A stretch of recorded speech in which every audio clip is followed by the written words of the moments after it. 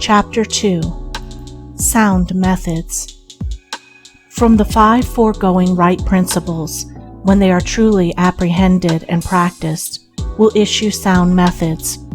Right principles are manifested in harmonious action, and method is to life what law is to the universe. Everywhere in the universe there is the harmonious adjustment of parts, and it is this symmetry and harmony that reveals a cosmos, as distinguished from chaos.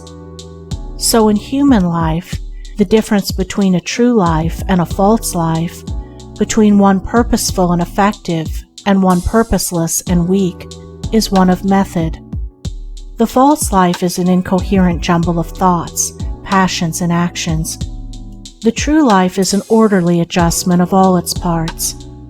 It is all the difference between a mass of lumber and a smoothly working, efficient machine. A piece of machinery in perfect working order is not only useful, but an admirable and attractive thing.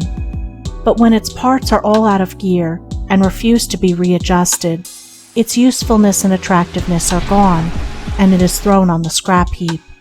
Likewise, a life perfectly adjusted in all its parts, so as to achieve the highest point of efficiency, is not only a powerful life, but an excellent and beautiful thing, whereas a life confused, inconsistent, discordant, is a deplorable exhibition of wasted energy.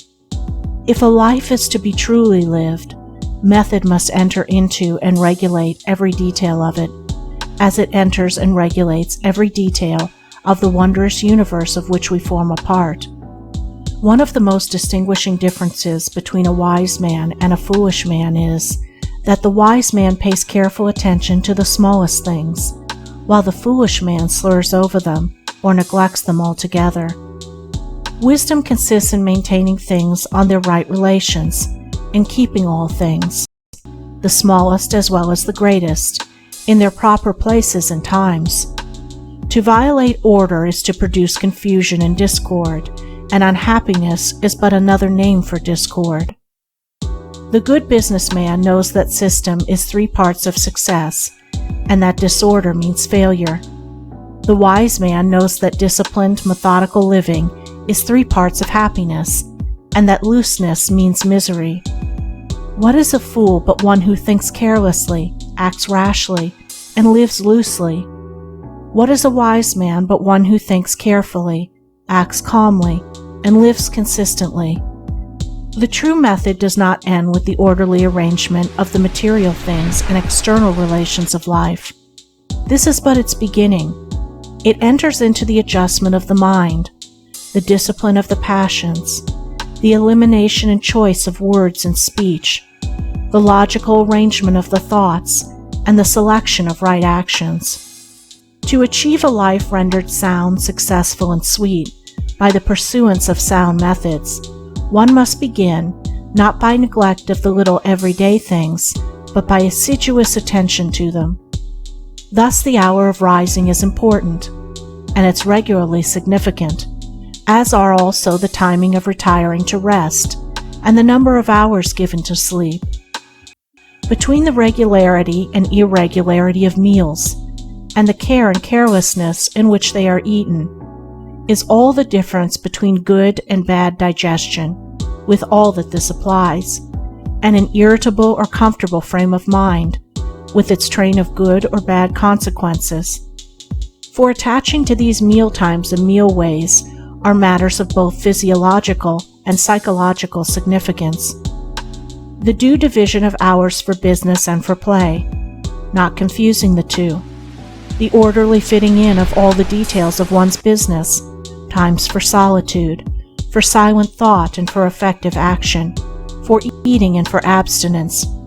All these things must have their lawful place in the life of whose daily round is to proceed with the minimum degree of friction, who is to get the most usefulness, influence, and joy out of life. But all this is but the beginning of that comprehensive method which embraces the whole life and being. When this smooth order and logical consistency is extended to the words and actions, to the thoughts and desires, then wisdom emerges from folly, and out of weakness comes power sublime. When a man so orders his mind as to produce a beautiful working harmony between all its parts, then he reaches the highest wisdom, the highest efficiency, the highest happiness. But this is the end, and he who would reach the end must begin at the beginning. He must systematize and render logical and smooth the smallest details of his life, proceeding step by step toward the finished accomplishment. But each step will yield its own particular measure of strength and gladness. To sum it up, method produces that smoothness which goes with strength and efficiency. Discipline is method applied to the mind. It produces that calmness which goes with power and happiness. Method is working by rule. Discipline is living by rule. But working and living are not separate. They are but two aspects of character, of life. Therefore, be orderly in work, be accurate in speech, be logical in thought.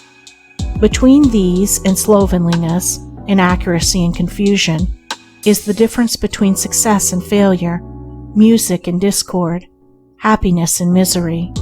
The adoption of sound methods of working, acting, thinking, in a word, of living, is the surest and safest foundation for sound health, sound success, sound peace of mind. The foundation of unsound methods will be found to be unstable, and to yield fear and unrest even when it appears to succeed, and when its time of failure comes, it is grievous indeed. End of Chapter 2.